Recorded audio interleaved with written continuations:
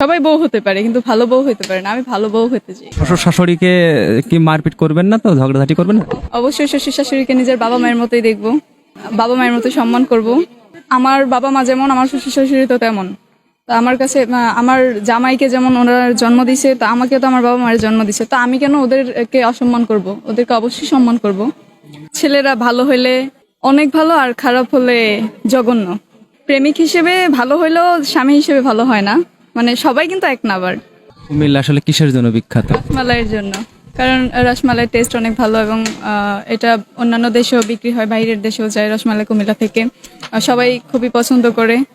আমি তো নতুন, তো এখন আমার কাছে ভালোই লাগতেছে, মানে নতুন হয়েও যে আপুদের সাথে মিশতে পারতেছি, বা স্টলের যে প্রকাশক ওনার সাথে খুব ভালোভাবে, মানে উনি আমাদের সাথে খুব ভালোভাবে মিশে এবং ফ্রেন্ডলি টাইপের আর কি। তো বিষয়টা খুবই ভালো লাগলো এবং আমার কাছে আনন্দময় মনে হলো।